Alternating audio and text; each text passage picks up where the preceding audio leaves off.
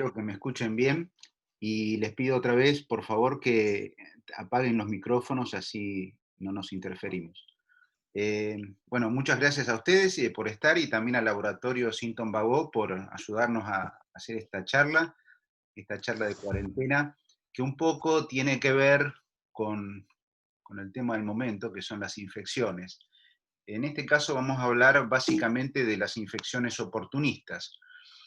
Y en las infecciones oportunistas tenemos dos partes. Tenemos la parte del huésped, que tiene una vulnerabilidad especial. Ahí tenemos, Donde decía marcar el agua. eh, bueno, tenemos causas congénitas, que son hereditarias, tenemos causas adquiridas, y ahí hay un montón, que hoy en día está muy en boga, pero la desnutrición, el cáncer. A ver, Tamara, si podés apagar el micrófono, por favor.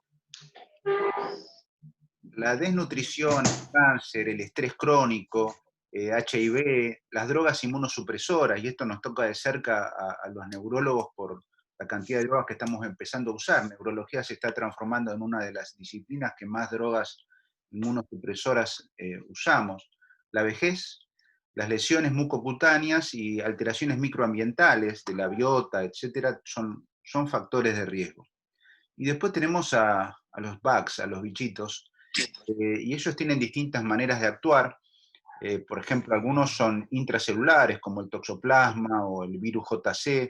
El JC, por ejemplo, actúa específicamente sobre algunas células, citomégalo, ¿no? Células gliales, neuronales, tuberculosis, sobre todo de los macrófagos, y el Epstein-Barr, por ejemplo, células B, y así hay un montón más.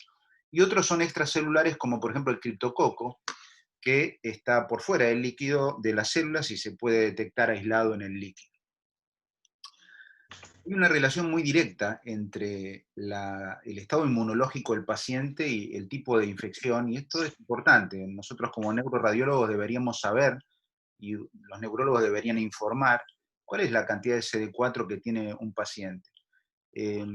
Esto se estudió mucho en HIV, y fíjense que los pacientes con CMV suelen tener menos de 50 CD4, los que tienen toxo también, los que tienen cripto un poquito mejor, menos de 100, y en leucomultifocal vamos a ver que esto está cambiando en los últimos años. Clásicamente era una infección con CD4 muy bajo, sin embargo ahora estamos viendo algunos casos aislados con CD4 mayor a 200. Bueno, y desde el punto de vista de las imágenes, que es lo que nos importa en esta charla, vamos a dividirlas a las patologías en tres grupos. Un grupo que son las lesiones con efecto de masa, las lesiones sin efecto de masa, las dos de parénquima, y después las meningitis. Vamos a hacerlo bastante simple. Vamos a empezar con las lesiones con efecto de masa. Y ahí la primera que vamos a destacar es la toxoplasmosis. Toxoplasma se ve básicamente en HIV. Sin embargo, también está descrita en algunas pacientes con trasplante, sobre todo trasplantes de órgano, digamos, sólido, también se puede ver. En el HIV es la causa más frecuente, clásica, bueno, se ve con CD4 bajo.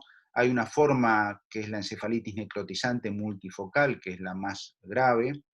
Recuerden que, bueno, hay una tasa de infección en nuestro medio bastante alta en la población, incluso bastante más alta que en otros lugares como Estados Unidos.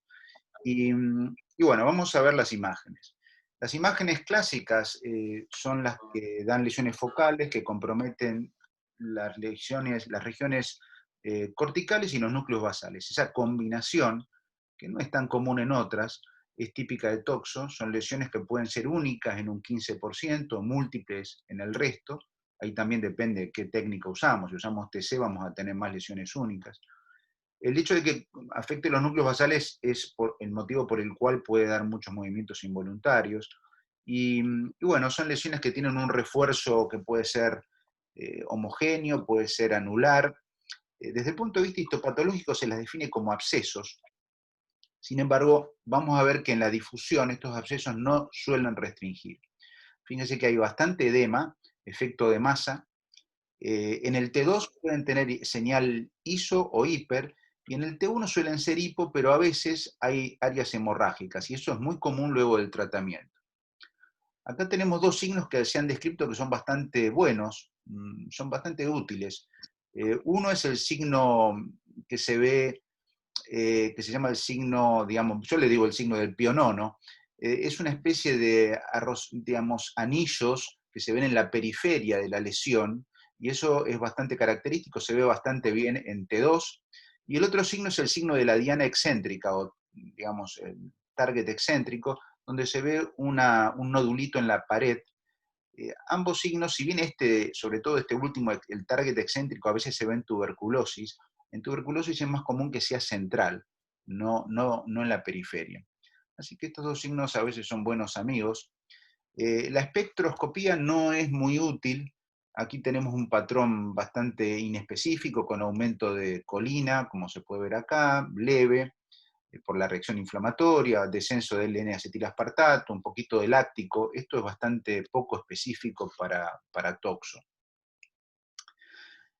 Bueno, vamos a avanzar ahora con otro tipo de patología muy común en nuestro medio, que es la tuberculosis. Acá la causa más común no es HIV, sino que la causa más común es la desnutrición, lamentablemente la pobreza. Así que tenemos un montón de tuberculosis en nuestro medio, como ustedes saben. Hay distintas formas de tuberculosis. Está la forma, digamos, focal, que son los tuberculomas. Para eso el paciente tiene que tener una cierta cantidad de CD4, si no, no va a ser tuberculomas.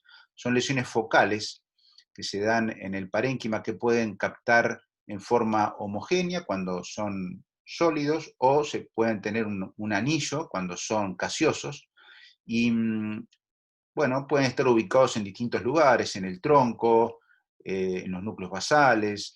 Muchas veces están cerca de los espacios líquidos porque se producen por reactivación de unos nodulitos que quedan en la primoinfección tuberculosa, que se llaman nódulos de Rich.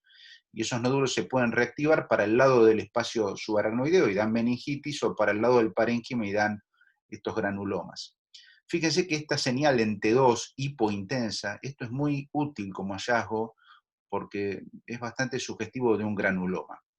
Y el otro sabor con el cual viene la tuberculosis es el absceso, el verdadero absceso, y aquí es muy parecido al absceso bacteriano, inespecífico. Digamos, hay una pared más fina, hay un contenido muy necrótico que tiene restricción en la difusión.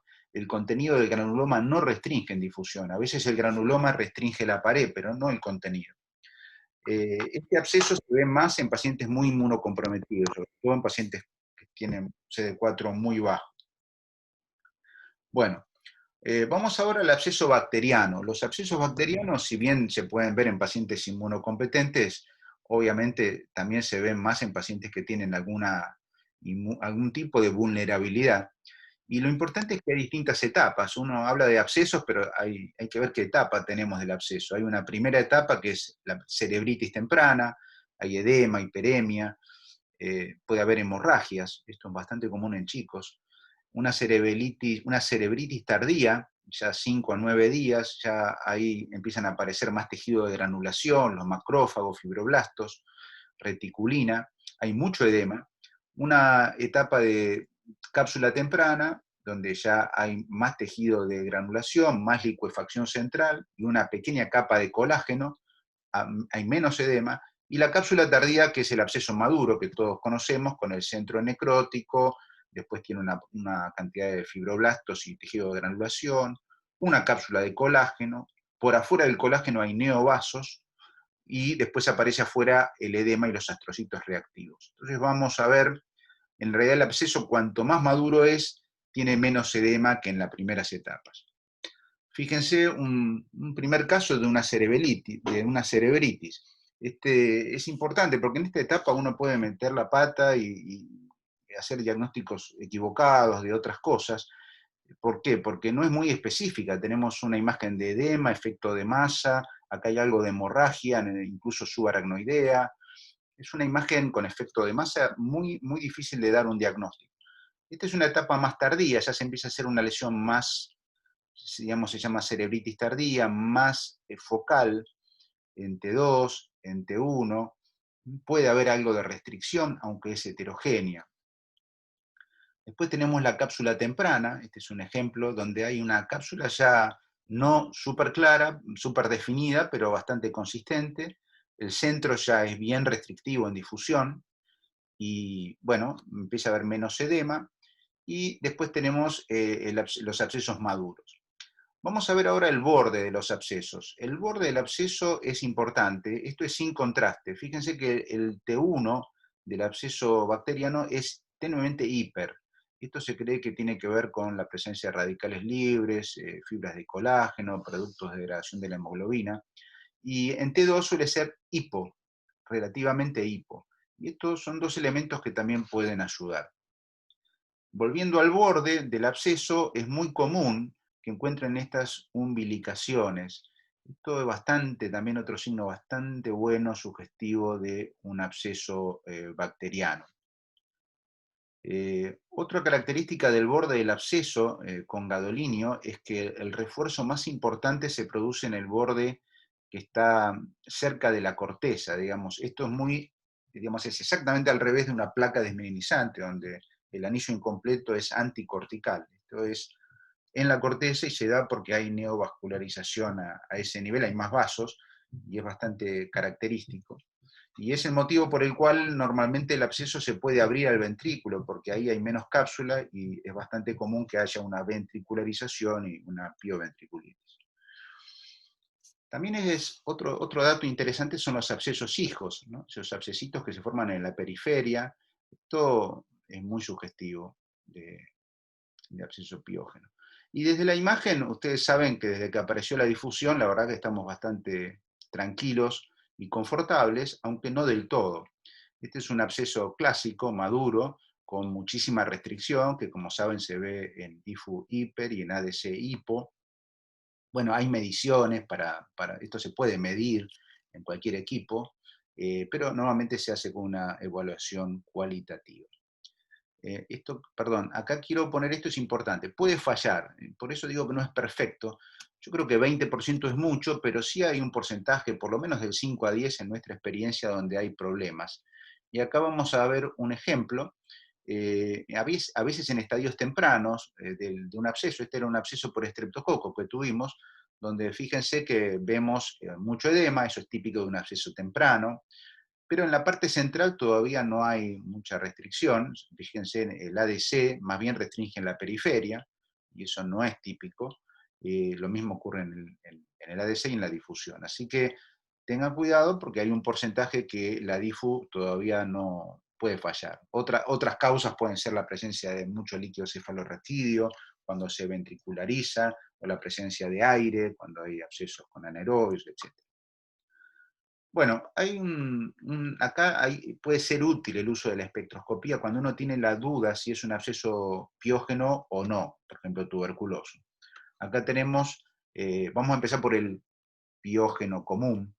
¿Por qué es útil? Porque aparecen unos picos que no se ven normalmente en el espectro en ninguna otra situación. Uno, por ejemplo, es el succinato, este que dice S, se da acá, más o menos 2,4 ppm, es bastante sugestivo, tienen que ver con el metabolismo de las bacterias. También tenemos otro pico que se puede ver acá, que es el acetato, que también es un pico que está en 1,9, típico de los abscesos bacterianos, y bueno, también hay aminoácidos, lípidos. En cambio, en este caso, perdón, que es un absceso tuberculoso,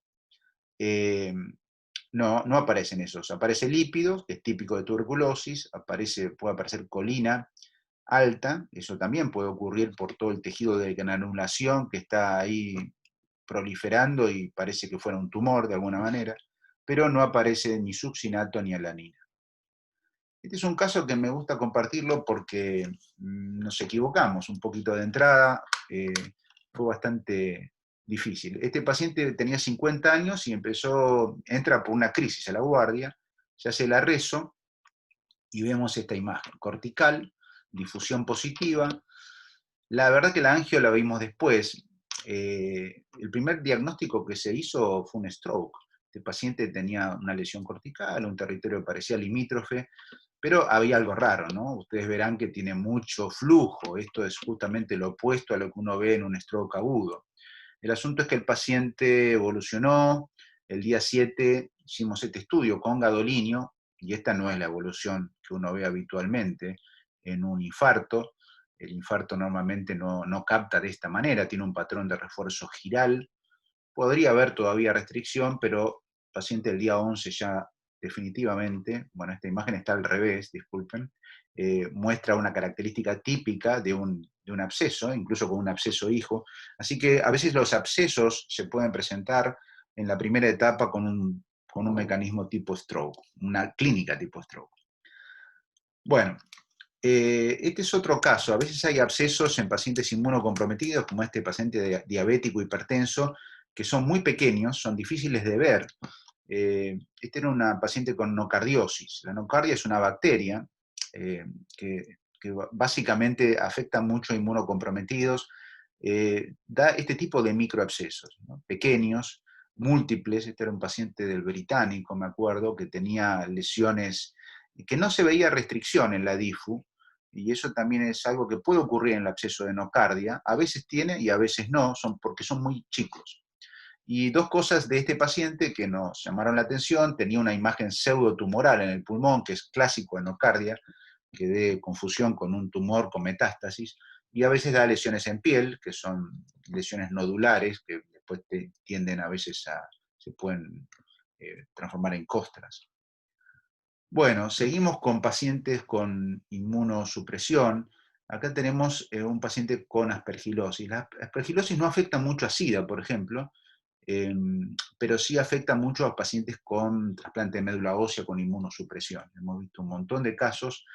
Tiene la característica que también combina pulmón con cerebro, igual que nocardia. No tanto como tuberculosis como uno tiende a pensar. Tuberculosis a veces sí, pero a veces no. Pero en aspergilosis es muy frecuente esa combinación. Acá se ve la imágenes cavitadas en pulmón. Pero lo que quería mostrar era que Aspergillus da granulomas, y los granulomas, fíjense, tienen restricción periférica y tienen estos mameloncitos que son muy sugestivos de granuloma, y en este caso de aspergilosis. Un clásico. No, la imagen en TC no es tan clara, podría confundir con absceso bacteriano, pero la imagen en reso es muy diferente. Fíjense en T2, estos mameloncitos son típicos de granuloma por Aspergillus. Otro caso que tuvimos acá en el Hospital Garrahan, con un paciente con una leucemia que había recibido inmunosupresión, y bueno, hizo esta aspergilosis. Fíjense la cantidad de abscesos, perdón, de granulomas, que le llamamos a veces en anillo. Eh, es bastante típico eso de los granulomas. Tuberculosis también lo hace. Y otra vez, este es un caso interesante porque la mayoría no restringían como uno espera en granuloma, pero algunos sí. Este, por ejemplo. Y bueno, esto es porque Aspergillus, además de dar granulomas, ocasionalmente, como pasa con tuberculosis, puede dar abscesos. Así que esto es una manera también de ver cómo no es tan fácil entender, y todo es tan simple.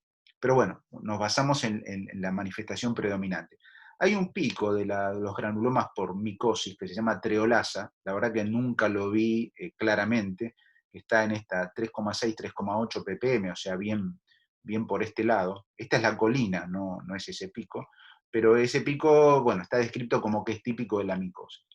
La colina alta, ojo, porque confunde a veces con un tumor, lo mismo que decíamos antes, un granuloma puede tener colina alta. Esta es una paciente, es un poquito impresionante el caso, 46 años, una paciente que vivía en Misiones, con insuficiencia renal crónica, fiebre, exoftalmos y convulsiones. La paciente se hizo una TC y vemos varias cosas. Vemos una sinusitis aguda con un nivel, vemos un engrosamiento de los párpados, tejidos blandos, un globo ocular distorsionado y proptótico. Vemos una imagen temporal izquierda. Y bueno, este paciente en la reso tenía esa lesión temporal, y fíjense cómo a través del trigémino se extiende este proceso a la protuberancia y al pedúnculo. Esas imágenes restringen en DIFU. Y acá tenía un foco muy interesante a nivel parieto-occipital, más bien occipital, territorio medio limítrofe, alejado de la imagen, y otro foco ahí en el cerebelo. Bueno, la cuestión es que esta paciente evoluciona con un infarto terrible de cerebral media, completo, agudo. Fíjense, estos son imágenes de, de vasos que están con flujo muy, muy lento. En la angio ya se ve que tapó la carótida. Y bueno, esto se trataba de una mucormicosis. Esta es una enfermedad gravísima y les voy a mostrar la imagen de la paciente operada. Es impresionante, yo sé, pero creo que es importante tenerlo en claro, que qué importante es hacer el diagnóstico rápido para evitar este tipo de cirugías que son totalmente cruentas y terribles. Bueno, vamos a otro caso muy diferente, las amebas. Las amebas de vida libre existen, están en las aguas estancadas, los chicos desnutridos, los chicos que tienen algunas heridas en la piel y van a esa zona, se pueden pescar una ameba de vida libre. Este es un paciente que tuvimos en el Garrahan, donde ya vimos varios casos que se pudo hacer el diagnóstico, que hay que mandarlo afuera para hacer la tipificación de qué ameba era. Esta era una ameba que se llama Balamutia mandrilaris. Y lo interesante de esta ameba es que no da una forma súper aguda, mortal, como puede dar otro tipo de ameba, sino que da una forma granulomatosa. Es justamente típica de estos pacientes inmunosuprimidos, donde da una lesión más crónica. Fíjense esta imagen, ¿no? Los mamelones del granuloma, en este caso con mucho edema, un refuerzo totalmente irregular. En la pared, aumento de la perfusión. Esto es perfusión. Esto tiene que ver con que en la pared realmente hay un tejido proliferativo y una restricción totalmente heterogénea. Este paciente falleció, como casi todos los chicos que se pescan una ameba de vida libre. La espectro no ayuda mucho, es bastante inespecífica. Chagas. Bueno, Chagas en nuestro país es endémico, pero hay algunas situaciones donde pacientes también inmunosuprimidos puede aparecer una especie de encefalitis chagásica. O sea, el chagoma clásico, que hemos visto algún caso con pacientes con HIV, que es una lesión, un granuloma, se ve muy raramente. Pero este tipo de lesiones de encefalitis chagásica son bastante frecuentes. Ya hemos visto varios casos, se dan como lesiones de sustancia blanca, difusas, con focos de refuerzo, pero no tan típicos de un granuloma, sino más bien mal definidos. Fíjense, en sustancia blanca, parece casi una lesión desmielinizante. Bueno, esto es uno de los ejemplos. Este caso era un niño que tenía encima HIV. Los chicos también pueden tener HIV por pasaje materno. Y bueno, tenía esta forma de Chagas difuso. Bueno, este es un caso que publicamos hace ya muchos años, de 2013, con mi amigo Juancho Monte, en el Británico. Paciente muy interesante porque tenía 19 años, estaba malnutrido también. Hizo una hemiparesia izquierda progresiva y lo que encontramos era esta lesión que parece inflamatoria, ¿no? Tiene como un abscesito hijo. Esto es bastante sugestivo. Hoy les decía la imagen hipoperiférica, el edema. Una restricción poca, no mucha restricción. Esta es la evolución. Y bueno, terminó teniendo un alga. O sea, la prototeca es un alga que es muy raro, por eso lo publicamos en la JNR. La prototeca afecta mucho a los animales, pero bueno, también nos podemos pecar un alga. Cisticercosis no es una enfermedad típica oportunista, es muy, muy endémica en el norte argentino, países limítrofes, pero a veces en los pacientes que tienen inmunosupresión produce manifestaciones atípicas. Esta no era una manifestación atípica, pero se las traigo porque, bueno, tengo la evolución que me prestó mi amiga Laura González de neurocirugía, una niña que entró al hospital de niños con una lesión focal única, que captaba contraste, con mucho edema, y esto, bueno, no se encontró nada, se hizo estudios de todo tipo y color, y finalmente se decidió operar. Y cuando se operó, bueno, se encontró la imagen típica, ¿no? Con el quistecito, con una zona brillante, no sé si se ve ahí, que es el Scolex. Esto es una forma, el estadio, mejor dicho, coloidal, donde el parásito muere y da esa reacción inflamatoria. Pero acá les voy a mostrar otro caso que sí tuvimos nosotros, que es muy interesante, porque este paciente venía con venía de Bolivia, pero venía con diagnóstico de stroke, y también tenía convulsiones. Y evidentemente tiene una lesión secuelar. Si ustedes ven acá, hay una secuela lenticular izquierda, que era un stroke. Pero además del stroke tenía hidrocefalia, dilatación de los espacios subaracnoideos, e imágenes típicas de cisticerco, ¿no? Con el Scolex en distintos estadios, como es común en cisticerco. Tenía cisticercosis en los espacios subaracnoideos, lo que se llama la forma racemosa. También tenía en el sistema ventricular, tenía todas las formas, y lo interesante es que en la imagen con gadolinio vimos que había refuerzo de la arteria cerebral media izquierda, y esto es lo que le había dado el stroke. O sea, la vasculitis también puede ser una complicación de cisticercosis en pacientes inmunosuprimidos.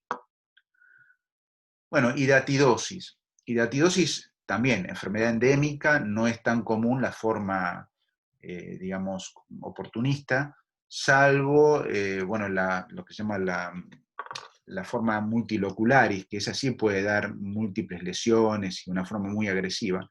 Esta no era la forma multilocularis, era la granularis, pero se las traigo porque acá también nos costó hacer el diagnóstico, porque no era imagen típica de un histidatídico.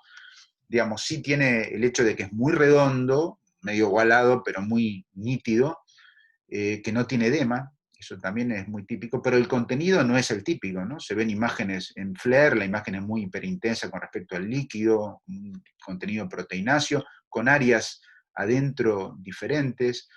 Con gadolinio no había refuerzo, eso sí es típico, efecto de masa, pero la imagen heterogénea nos confundió. La verdad que pensamos en otras entidades, finalmente se opera y el cirujano en el Garrahan pudo extraer, se le rompió, porque bueno, tampoco iba muy preparado para ese diagnóstico. Ahí aprendimos que estas imágenes se pueden dar en los quistes degenerados de hidatidosis, y sacó el quiste. Vamos ahora rápido a las imágenes sin efecto de masa de cerebro, y ahí, bueno, se destaca, vamos a empezar por HIV porque es muy común. Si bien hoy en día con el tratamiento hemos mejorado un montón, pero recuerden que en muchos lugares el tratamiento no se hace bien, no llega, los pacientes no lo siguen bien, hay casos de resistencia, y se sigue viendo el síndrome neurocognitivo, mucho menos que antes. Puede ser asintomático, levemente sintomático o directamente una demencia. Y en la imagen es bastante típica esta señal hiperintensa en T2, sin efecto de masa, que en T1 no se ve, hipo, y que en el espectro no da nada, o sea, un espectro totalmente inespecífico, con baja DNA, pero se asocia a deterioro cognitivo. Recuerden que en HIV específicamente puede haber copatología, dos patologías, entonces uno tiene que ver todas las imágenes. Acá tenemos una enorme encefalitis por HIV, difusa, pero acá aparece una lesión focal que captaba contraste, que tenía restricción, tanto en DIFU como en ADC se ve muy bien, y este paciente tenía toxo y HIV. El HIV puede afectar, el virus puede afectar las arterias y dar arteritis. Este era un paciente con una arteritis de la literatura, una arteritis cerebral media con un infarto. Esto puede pasar. Este es uno propio que tuvimos en el hospital donde se ve un niño. Es muy común que HIV en los niños dé vasculitis y da vasculopatía dilatante. A veces da estenosis, pero también da aneurisma. Fíjense acá, una estenosis con un aneurisma del tronco basilar. Esto es un aneurisma bastante feo, que se puede ver en pacientes con displasias vasculares, pero también se puede ver en HIV. Este era con HIV. Otra de las lesiones sin efecto de masa del HIV es la mielopatía vascular, muy asociada a la que vimos recién. Es una mielopatía, es una afección de la sustancia blanca de los cordones posteriores y laterales de la médula. La imagen se parece mucho a la déficit de vitamina B12, no de efecto de masa, más bien por el contrario, hay atrofia, y la clínica es una ataxia, paraparesia, esfínteres, lenta y progresiva. Si bien se ve menos, todavía se ve. Fíjense la imagen típica de la B invertida de los cordones posteriores. Bueno, vamos a LMP, virus JC. Bueno, recuerden que este es un virus que está en la población y se reactiva cuando hay disminución de los CD4. Si bien se da mucho en HIV, también lo tenemos por inmunosupresión por drogas. que hacemos neurología lo sabemos bien. La imagen típica es este tipo de imagen, sustancia blanca subcortical, que respeta la corteza, que no tiene efecto de masa, que tienen bordes mal definidos, a veces hay un puntillado alrededor, que se llama el signo del Milky Way, como si fueran satelitosis, digamos, puntitos. En la restricción es periférica, en el borde de avance de la enfermedad.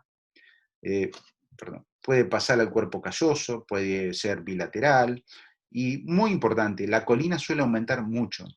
No confundir esto con una lesión tumoral. Como toda lesión desmielinizante puede dar aumento de la colina porque se liberan los fosfolípidos de las membranas de mielina.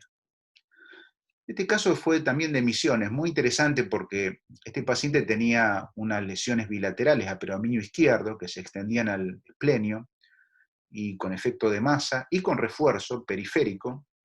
Y bueno, había una restricción también en la periferia que es muy típica. Este paciente tenía HIV, se descubrió el HIV con esta imagen, con esta clínica, y tenía CD4 de 300. Por eso digo que últimamente estamos viendo formas de LMP sin inmunosupresión severa, que son atípicas, y se parecen mucho al iris, digamos, pero este no era un iris, era un paciente que espontáneamente se presentó con este cuadro. También debemos recordar que digamos, el virus JC puede afectar al cerebelo específicamente y da una cerebelitis crónica con atrofia, porque afecta a las células granulares del cerebelo. Esto no es muy conocido, pero hay que acordarse, este es un caso que tuvimos que tenía esto. Este es un caso de la literatura para mostrar una LMP con iris paradojal. Este es un paciente con HIV, aquí empieza la primera imagen, después empieza el tratamiento con HART, fíjense al mes aparece el edema por la reconstitución inmune, el refuerzo con el contraste, bueno, a los 2 meses empieza un poco a aflojar, y finalmente tenemos una lesión secuelar, burnout muy grave, pero el paciente sobrevive. Y después tenemos este otro, este es un caso que me tocó ver a mí directamente, que el paciente vino con HIV, con una lesión cerebral única, bueno, se pensó que podía ser toxo, se hizo tratamiento y la verdad que anduvo muy bien, quedó una secuela, pero yo lo seguí en control y al tiempo, fíjense, unos meses después me apareció esta imagen. El paciente había empezado tratamiento para HIV y esta imagen es típica del MP. El paciente le hicimos la punción y tenía JC. Entonces, la verdad que esto fue increíble porque el paciente no evolucionó mal, evolucionó estable con esta imagen, pero esto es lo que se llama LMP desenmascarada. O sea, el paciente ya la tenía y de golpe aparece una reconstitución inmune. Cuando aparece la reconstitución se manifiesta, se desenmascara la enfermedad. Esto también es interesante. Hoy en día estamos viendo algunos casos, este fue el único que yo tuve la oportunidad de ver, que se llama escape viral. Son pacientes que están con HIV, que están tratados, que están bien tratados, que andan muy bien, tienen CD4, este tenía 790, tiene carga viral muy baja. Sin embargo, empezó con deterioro cognitivo, inestabilidad en la marcha, y el paciente tenía un líquido patológico, y bueno, se detectó que tenía el virus, no en sangre, sino en el líquido. La carga viral de copias en el líquido era de 1184. Y bueno, esto es algo nuevo. Al principio, en este gráfico se ve bastante bien cómo el virus está en la sangre, después en la evolución pasa al líquido, y en el cerebro, cuando pasa al cerebro puede hacer un cuadro ahí de replicación compartimentalizada, y puede quedar allí y puede activarse solamente allí. Así que esto hay que tenerlo presente para casos como este, que dan lesiones tipo desmielinizantes. A veces hay que ir a buscar las cargas virales en el líquido. Y para terminar, vamos a las meningoencefalitis. Estas son las más, de alguna manera, más simples porque el diagnóstico muchas veces está en el líquido. La criptococosis es bastante típica, bueno, en HIV y también en otros pacientes inmunosuprimidos. Puede ser reactivada o por infección de novo. Se da en pacientes que tienen menos de 100. Y bueno, la clave está en detectar el hongo con la tinta china o la antigenorraquia en el líquido. Como ustedes saben, este hongo puede penetrar en los espacios perivasculares de Virchow-Robin y produce esta imagen que es bastante característica, que son los abscesos gelatinosos perivasculares, que son imágenes que en realidad parecen espacios perivasculares. En T2 brillan, en FLAIR no, o muy poco, en T1 son hipo, como el líquido, no restringen, a veces pueden restringir, pero normalmente no restringen, normalmente no captan, y es un dato importante. Este es muy grosero, hay veces que es más sutil, pero si en un paciente con HIV, que tiene cefaleas, y bueno, detectamos mucho espacio perivascular, es un dato interesante. Pueden estar allí, pueden estar en el mesencéfalo, son los dos lugares más comunes. Y bueno, después tenemos los pacientes con cripto que hacen iris. Quizás yo creo que, por lo menos en nuestra experiencia, el iris más frecuente que hemos visto es por cripto, donde el paciente tiene, en este caso, 4 meses después de empezar tratamiento con HART, hace un síndrome meningio, mi pared izquierda, y vemos estas imágenes corticales con refuerzo leptomeningio y alguna imagen de criptococoma también en tálamo, esta restricción en la difusión a nivel cortical, y este paciente tenía un iris. Este es un caso bastante medio dramático que tuvimos que ver. Paciente que tiene un cuadro desmielinizante tipo ADEM, era un chico, y en 2014 se ve una lesión bastante sugestiva de ADEM, con mucha lesión de sustancia blanca, hipointensa. El paciente se hace el diagnóstico bastante rápido de un ADEM con anti-MOC, que es una de las formas más comunes de ADEM. Este anti-MOC se confirmó en Estados Unidos, etc. Y empezó tratamiento inmunosupresor, rituximab, y lo seguimos controlando año a año, y la imagen empezó a tener como atrofia. Bueno, eso a veces se ve en pacientes con inmunosupresores, con corticoides, pero ya en el 2017 nos llamó la atención. Primero la hidrocefalia, estas señales ya no gustaban, y el gadoliño ya definitivamente no gustaba, tenía el refuerzo leptomeningio bilateral en varios lugares, y este paciente tenía una criptococosis que fue complicación oportunista de la inmunosupresión por rituximab. Yo lo seguimos controlando, lo vemos con la doctora Silvia Tenenbaum, y la verdad que es un drama porque se activa por un lado la enfermedad, se activa la cripto, y todavía estamos con este chico que encima tiene mal seguimiento. Por la familia no lo lleva mucho. La cándida también es un hongo que puede afectar tanto las mucosas como al cerebro, y también, como la nocardia, es otra de las que da microabscesos frecuentemente, además de meningitis. Muchas veces es oligosintomática y a veces es hemorrágica, como en este caso. La tuberculosis, que hoy habíamos visto las formas de parénquima, también tiene la forma meningia. Estos son dos casos, un caso muy típico que vemos muy frecuentemente, ustedes seguramente también, con el refuerzo basal, con el contraste, con lesiones en los núcleos basales que normalmente son isquemias por vasculitis. Acá siempre lo recomendable es hacer un angio. Fíjense la angio cómo se estrecha el segmento distal de la arteria carotina interna, la cerebral media, A1 también, y bueno, ya infartos. Siempre lo que decimos, ¿no? De todo se vuelve en la tuberculosis, todo se puede curar menos los infartos. Los infartos hay que tratar de prevenirlos, y para eso están los corticoides, pero es complicado. Y el caso 2 es un caso con una lesión típica de una isquemia talámica medial, con este refuerzo de todas las cisternas pretroncales, y fíjense en la angio, que no es muy linda, pero se ve, la cerebral posterior y la cerebelosa superiores tienen una estenosis por vasculitis. Bueno, la sífilis, que parece una enfermedad que ya está rara, sin embargo es muy, muy frecuente. O sea, ha aumentado muchísimo la frecuencia, sobre todo en dermatología, pero también en neurología. Este es un paciente con una lesión isquémica de tronco.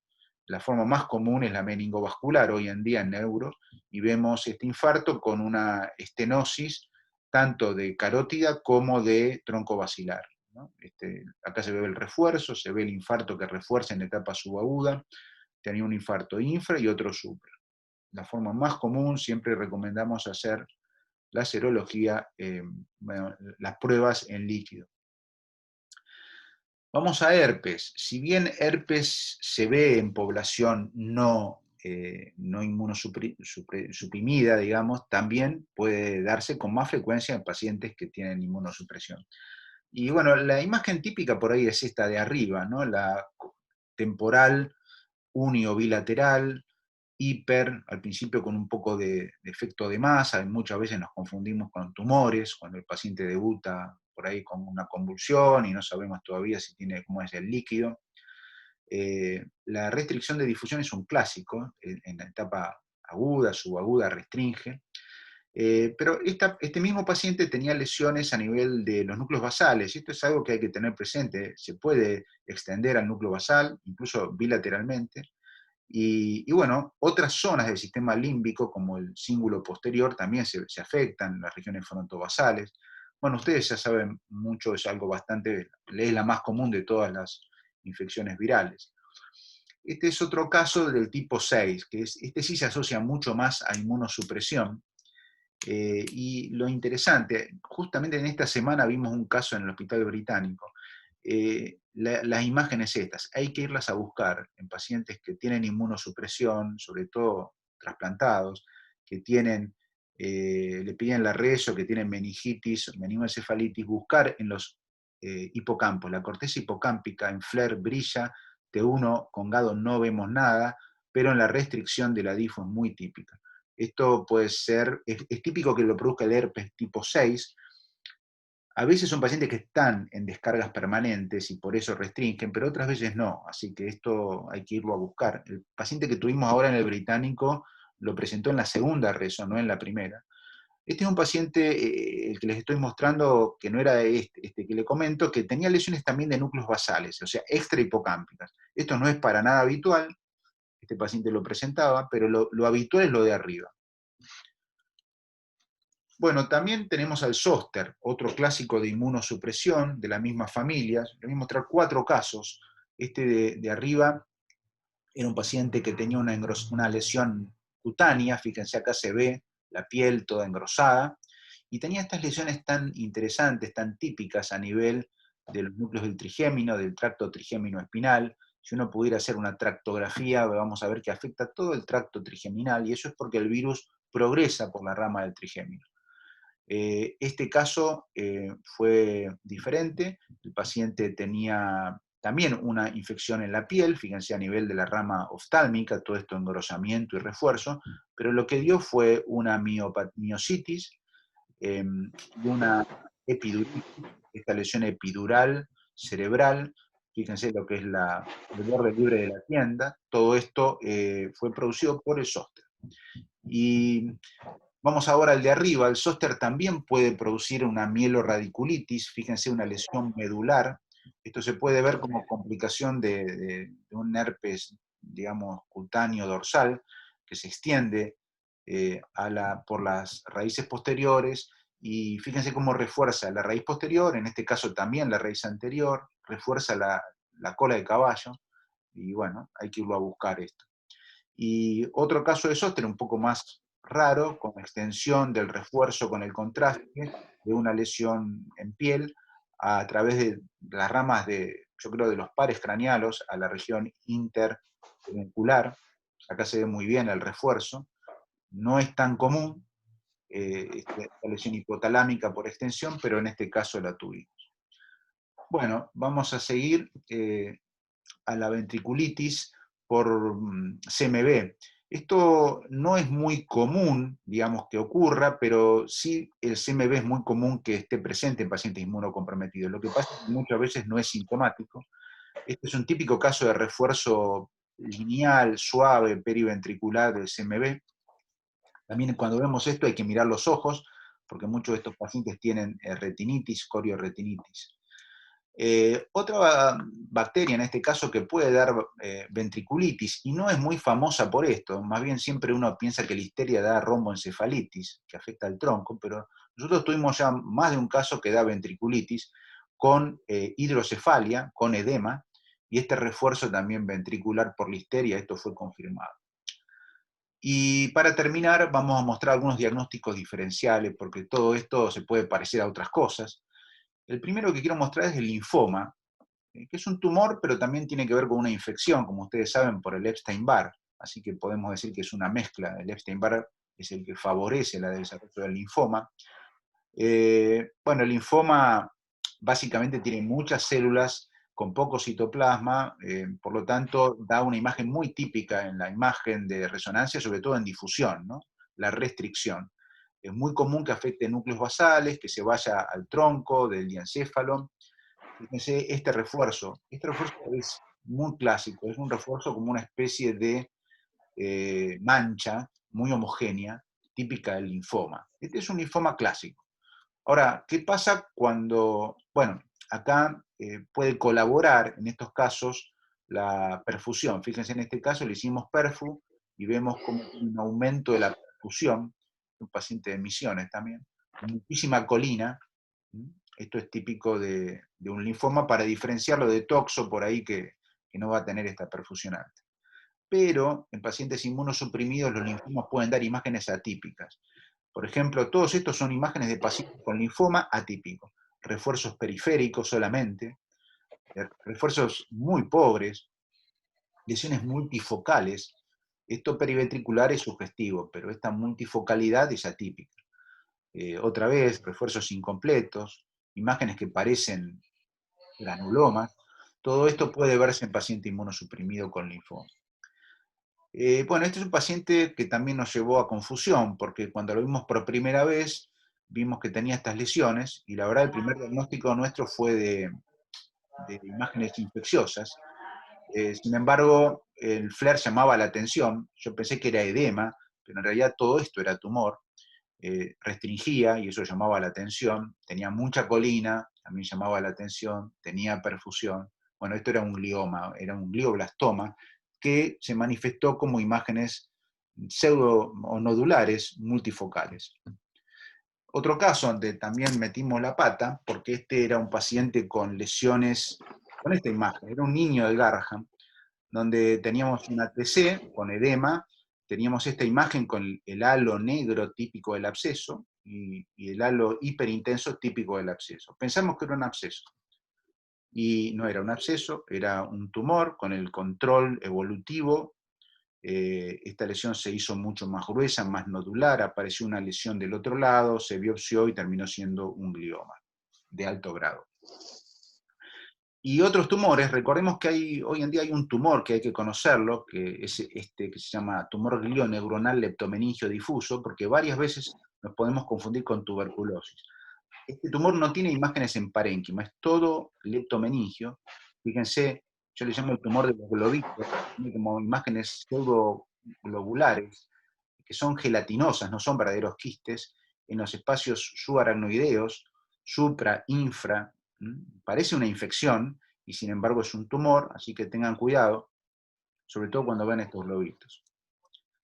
Y bueno, para ir terminando, las lesiones desmineralizantes, ¿no? Las pseudotumorales, que pueden producir un aspecto que podría dar lugar a una duda con una infección, pero recuerden el borde anticortical, que es típico de la desmineralizante.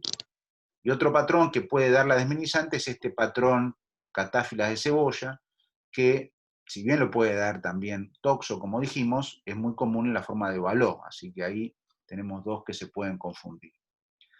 Bueno, para terminar entonces, yo diría que es fundamental el contexto. Si no, vamos a equivocarnos. Es fundamental saber de dónde viene el paciente, la epidemiología, los síntomas que normalmente no nos ayudan demasiado, salvo en algunos casos. El estado inmunológico, debemos conocerlo, y el tratamiento. Y es muy frecuente en nuestros días que no lleguemos a diagnóstico en muchos casos, sobre todo lesiones focales, ni con el líquido, ni con las pruebas serológicas, y terminemos en la biopsia, donde también es importante el rol de las imágenes para guiar a los cirujanos. Bueno, espero no haberlos cansado. Muchas gracias y estamos abiertos ahora a las preguntas que puedan tener.